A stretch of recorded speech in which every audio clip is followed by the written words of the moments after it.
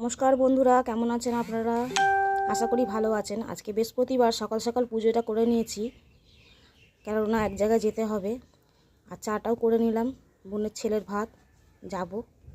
চলে এসেছি, গাড়ির মধ্যে আর কিছু দেখালাম না। এসে তো দেখছি সবাই ব্যস্ত হয়ে পড়েছে। বোনের ছেলেটাকে নিয়ে সব ফটোশ্যুট হচ্ছে। ওর মা সেজে গুজে ওকে নিয়ে ফটোশ্যুট করছে। আর সব বাড়িতে সবাই এক এক করে আসতে শুরু করে দিয়েছে। এই যে আমার ছোটো বোন চলে এসছে, সবাই ঢুকলো।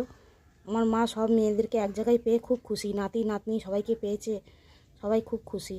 দেখুন আমরা সবাই রেডি হয়ে গেছি। শ্রীটা আনতে যাব, যাকে আগ বলে অনেকে, আবার শ্রী বলে। সবাই আনতে যাব, কিন্তু সবাই চলে এসেছে। আমার আর একটা বোন এখনও পর্যন্ত আসেনি। তাকে সবাই ফোন করে ডাকাডাকি করছে, ওর একটু দেরি হবে আসতে। চলুন আমরাই চলে যাই, গিয়ে আগটা নিয়ে আসি। ঘরের সামনে থেকে সামনেই একজনের বাড়িতে এই শ্রীটা করতে দিয়েছে।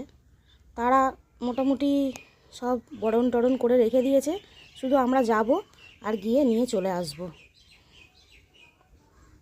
সব বোনেরাই এসছে, একটা বোন এখনও এসে পৌঁছায়নি, মায়ের মনটা একটু খারাপ। তাই বোনের ছেলের ভাত বলে কথা, চলে এসছি।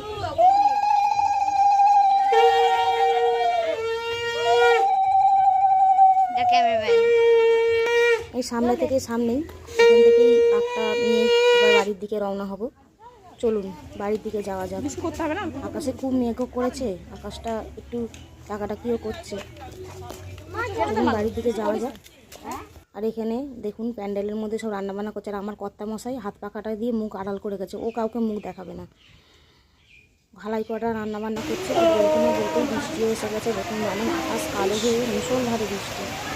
বাচ্চাটার গরম টরম সবই ঘরের মধ্যে করানো হলো, চান করানো হলো, ওগুলো দেখানো। বাচ্চাটা রেডি হয়ে গেছে, বোনবো আমার।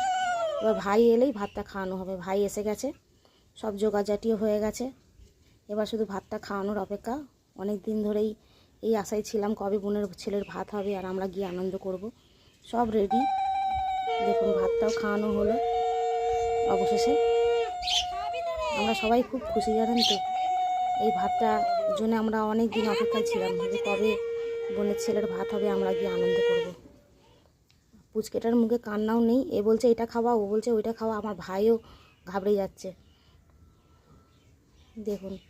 আর পুচকেটা তো আমার মাকে ছেড়ে তো কাউকে চেনেই না, ওকে একদম পাশে বসতেই হবে আমার মাকে। দেখুন বাড়ি ভর্তি লোকজন। ভিডিওটা যদি ভালো লেগে থাকে লাইক কমেন্ট করবেন আর একটু শেয়ার করে দেবেন। নমস্কার।